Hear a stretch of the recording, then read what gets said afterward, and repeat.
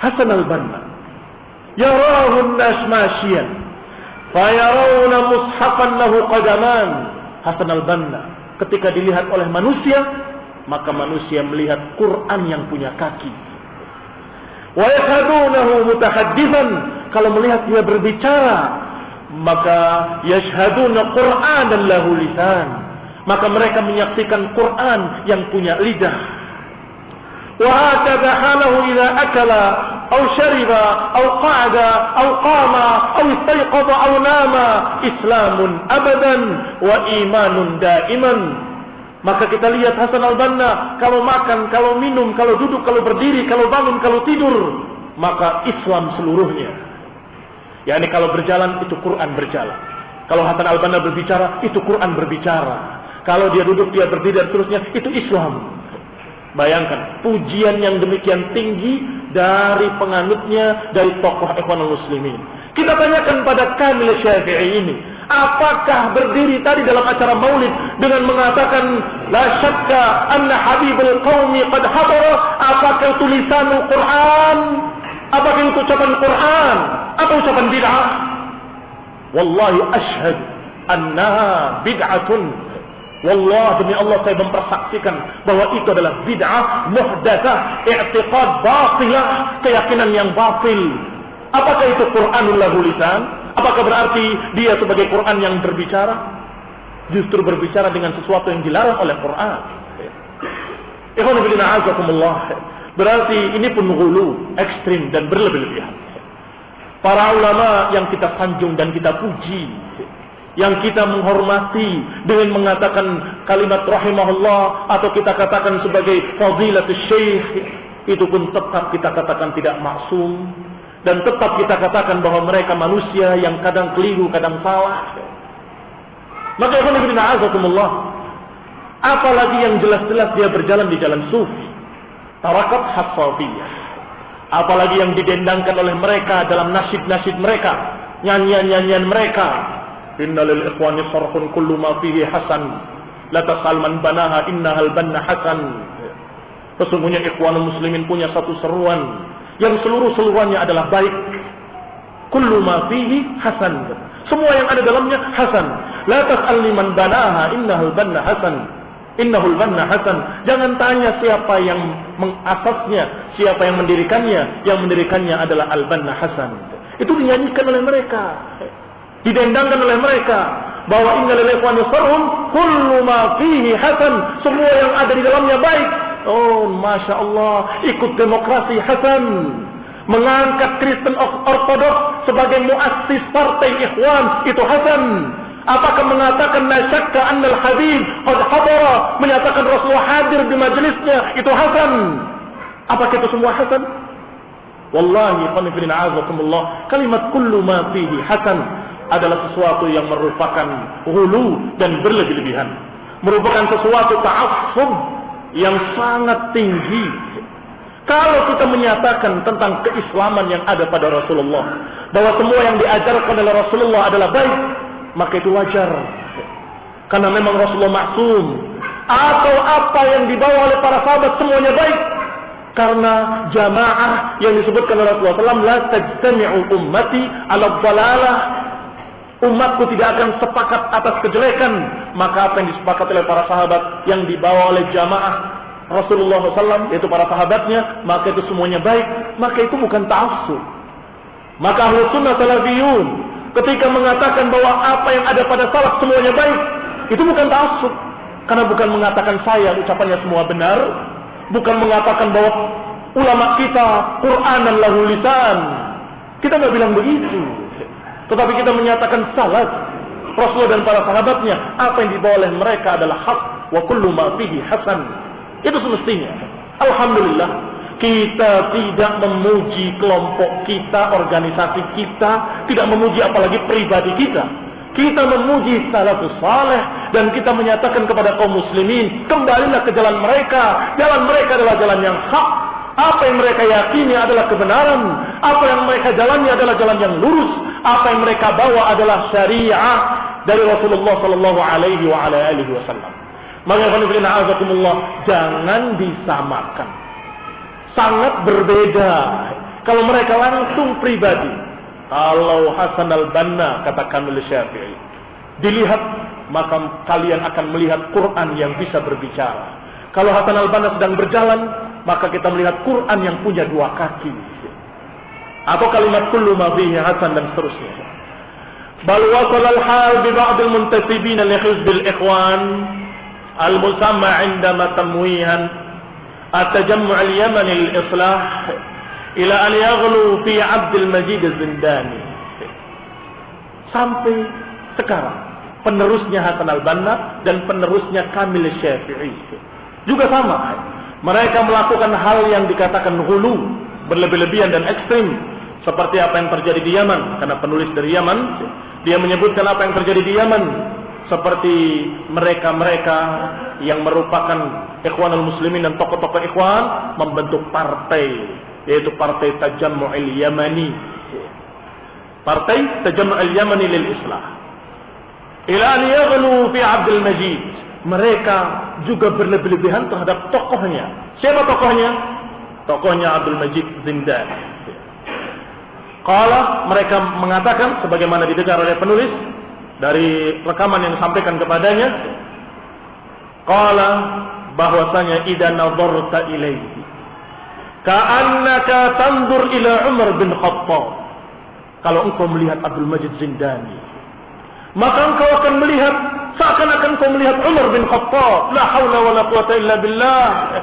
Keterlaluan sekali Abdul Majid Zindani duduk tumpang kaki merayakan perayaan-perayaan di kepresidenan dengan tarian-tarian perempuan di hadapannya. Apakah Umar bin Khattab akan hadir?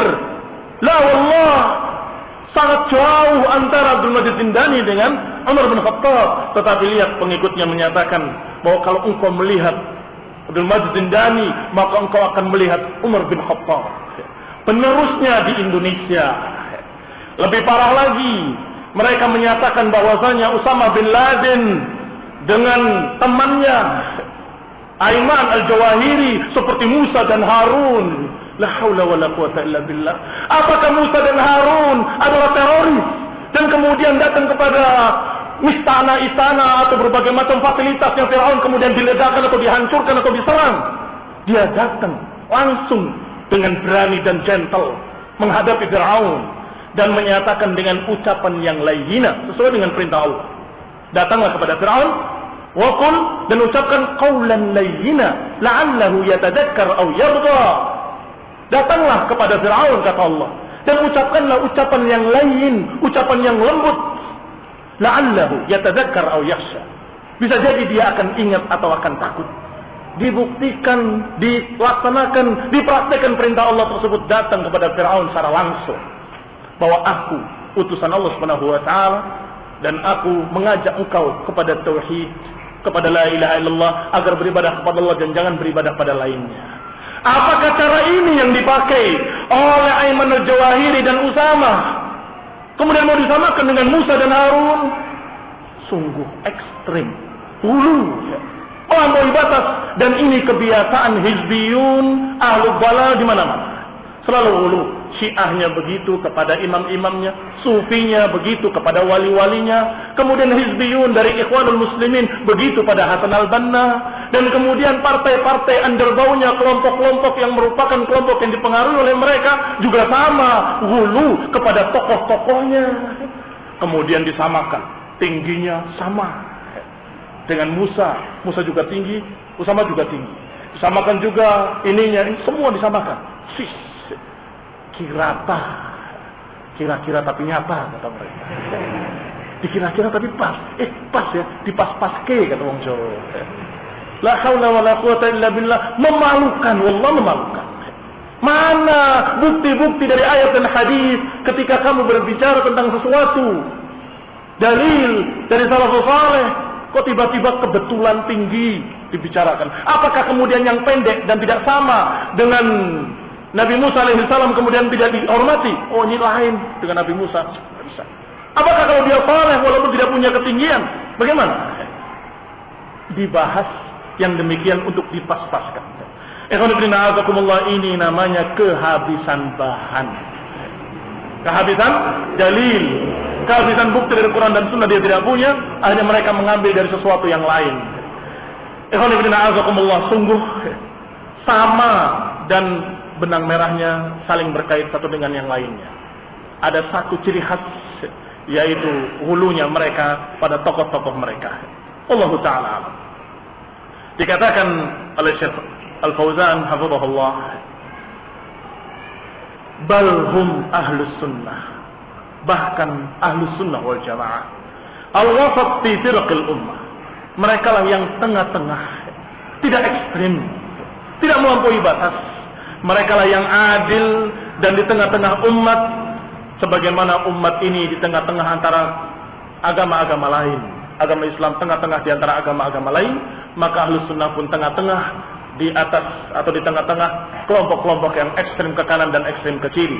Maka ikhwan fillah azakumullah, alhamdulillah kita tidak memaksa atau mengajak kaum muslimin untuk ke organisasi tertentu, apalagi partai. Enggak, sama sekali, alhamdulillah. Tidak mengajak untuk masuk kepada organisasi saya, kelompok saya, sama sekali tidak. Tidak pula mengajak mari kita berbaiat kepada fulan, imam-imam palsu, juga tidak. Kita hanya mengajak kaum muslimin untuk kembali bertauhid, kembali mengikuti sunnah dan memahami Quran dan sunnah dengan pemahaman salafus saleh radhiyallahu alaihim ajma'in. Dimanapun kamu berada, dimanapun kita berada. Wassalatu taufiq wal afiyah. Subhanakallahumma wa bihamdik, asyhadu an la ilaha illa anta, astaghfiruka wa atubu ilaik. Wassalamualaikum warahmatullahi wabarakatuh. Mohon dijelaskan tentang multi level marketing, seperti penelitian, CNI dan yang lain-lain. MLM, multi level marketing, adalah sesuatu yang disebut dengan gharar. Bai'ul gharar itu dilarang. Naha Rasulullah SAW an bai'il gharar. Rasulullah SAW melarang tentang jual beli yang seperti itu, jual beli yang mengandung gharar. Gharar itu untung-untungan, sesuatu yang sifatnya seperti undian, seperti judi. Apabila dikumandangkan azan memakai rekaman dan saya salat berjamaah di situ, bagaimanakah apakah salat jamaahnya sah atau tidak? Kalau dia salat berjamaah di masjid, maka salat jamaahnya tetap sah. Tentang azannya itu masalah yang lain lagi. Artinya karena azan itu adalah sesuatu yang harus, sesuatu yang wajib, fardun kifayah, maka akan berdosa orang-orang yang mampu untuk azan di sana kalau dia tidak azan. Tetapi salat jamaahnya tetap sah, insyaallah. Bagaimana hukumnya kalau pada saat nasikah kita tidak melihat penyembelihan kambingnya, jadi langsung terima sudah daging atau malah sudah dimasak?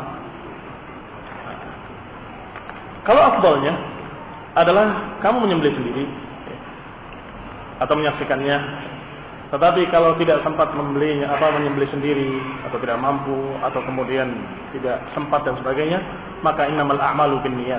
Kalau dia sudah mengetahui orang yang bisa dipercaya, kemudian menyuruhnya untuk menyembelihkan dan memotong-motongnya, maka itu pun tetap dikatakan sebagai nasikah dengan niatnya. Innamal a'malu binniyat. Sesungguhnya amal itu tergantung niatnya.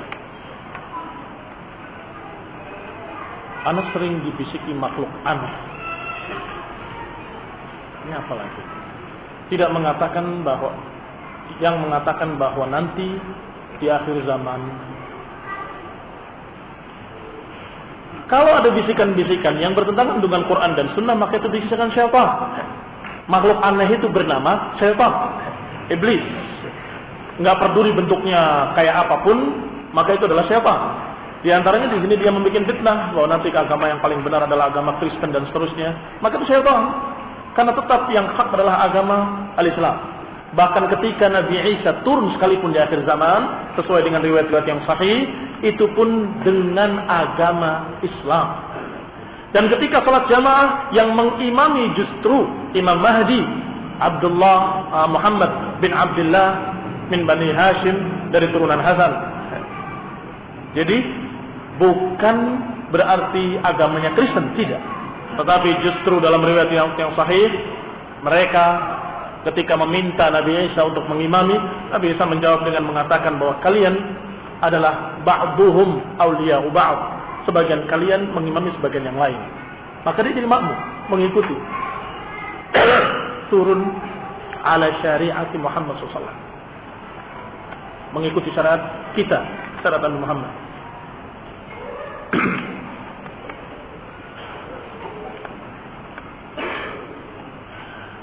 Apakah boleh diperbolehkan salat tahajud dengan 2 rakaat ditambah 1 rakaat witir, sedangkan waktu salat subuh masih lama?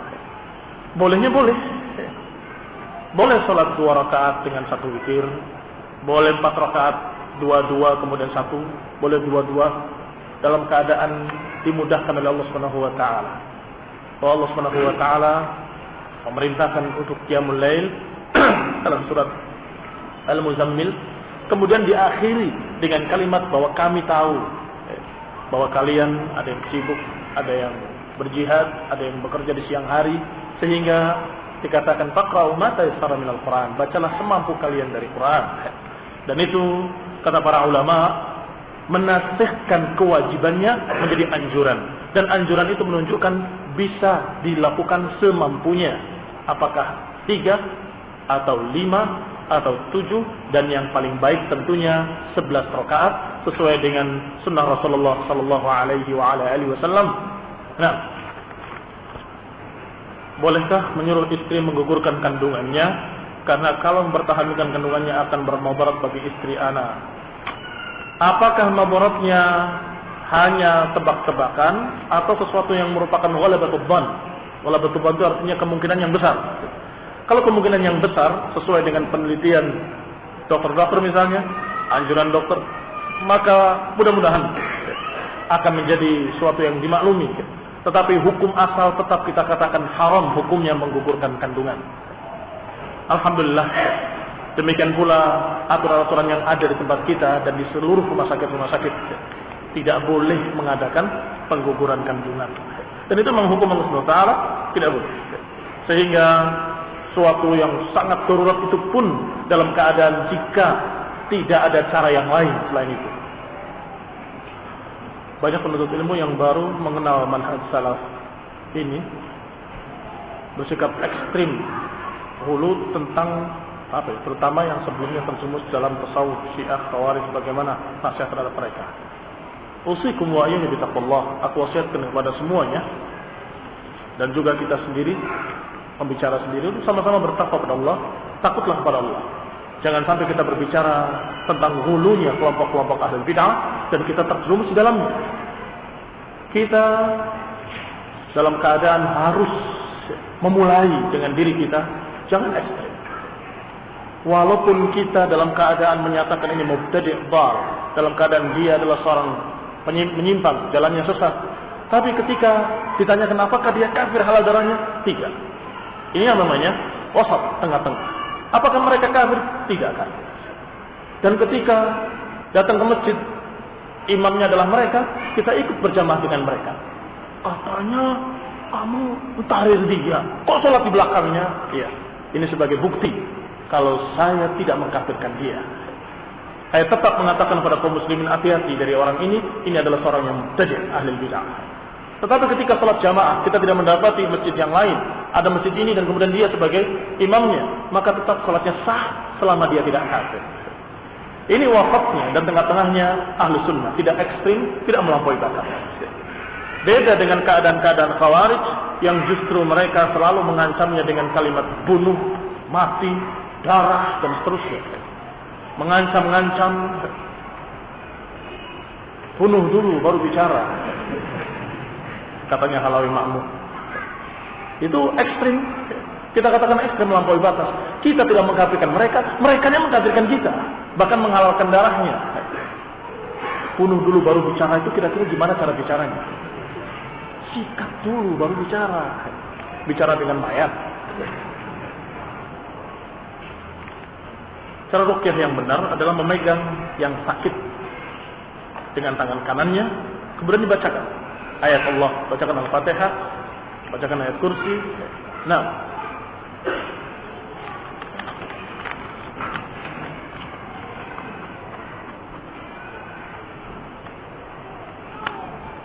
ada seorang yang menyampaikan sebuah hadis, bacalah Yasin di atas kuburannya.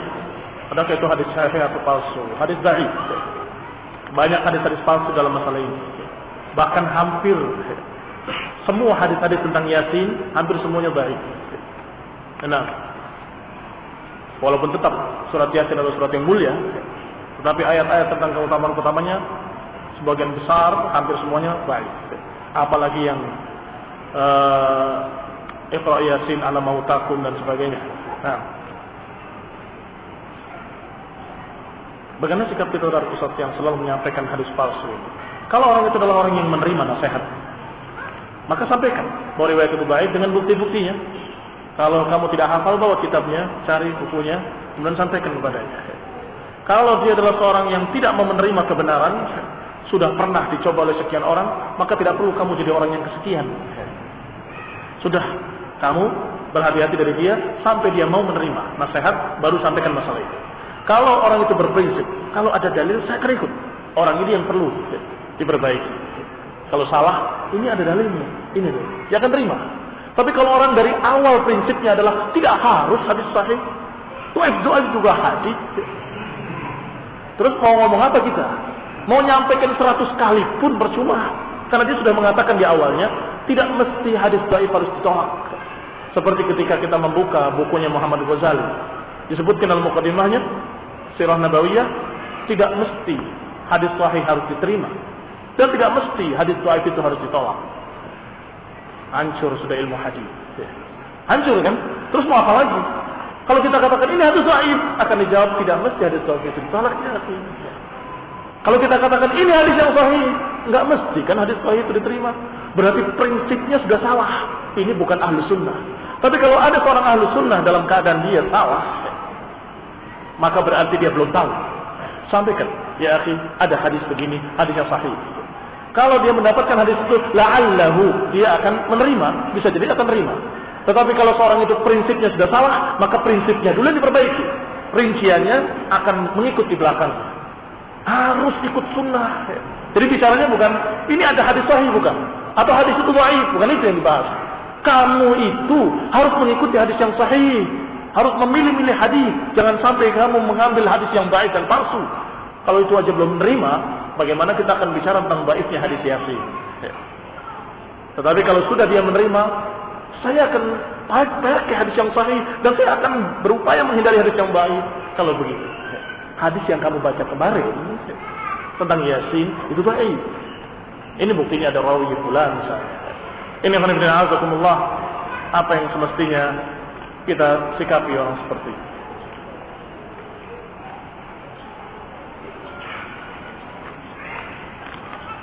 Bagaimana cara walimah yang benar? Satu kitab. Bagaimana cara salat yang benar? Satu kitab juga. Ini pertanyaan-pertanyaan yang unik. Yang dijawab simpel nggak bisa. Harus bikin kajian sepekan khusus. Habis itu bagaimana cara nikah yang baik? Nah, pertama kamu melamar. Hadisnya ini. Kemudian kamu nador dulu. Kemudian melamar, kemudian meminang, kemudian kira-kira berapa lama itu dijawab? Kamu baca kitab-kitab para ulama yang sudah banyak diterjemahkan. Kalau ada sesuatu masalah, baru ditanyakan. Atau nggak paham apa maksudnya. Di tempat sana sulit untuk sholat berjamaah. Apa yang harus berbuat? Di tempat mana yang sudah sholat berjamaah? Apakah ada di Indonesia ini yang sulit untuk sholat berjamaah? Karena nggak ada masjid misalnya. Saya tidak tahu kesulitannya apa. Sungguhnya hampir di tiap desa, alhamdulillah, di tiap kampung ada masjid dan bisa sholat berjamaah. Kalau masjid itu tidak ada jamaahnya, kamu jadikan ada jamaahnya. Bagaimana caranya? Kamu ajak orang yang megang kuncinya untuk sholat berjamaah. Ayo Pak, buka masjidnya, kita sholat. Tunggu ada jamaah, ya kita berdua. Setelah azan, mudah-mudahan ada yang akan ikut. Akan bertambah. Dan biasanya berkurangnya atau tidak ada jamaah itu justru karena tidak adanya azan. Beberapa orang mau ke masjid, tutup, pulang lagi. Besok nggak ke masjid. Karena sudah tahu, kalau zuhur tutup masjid itu. Kalau asar dikunci, percuma. Ini yang banyak demikian. Maka kalau kamu memulainya membuka 2, 3 kali, 4 kali, mereka akan paham. Zuhur dan asar pun ada jamaah. maka mereka datang akan ikut salat berjamaah.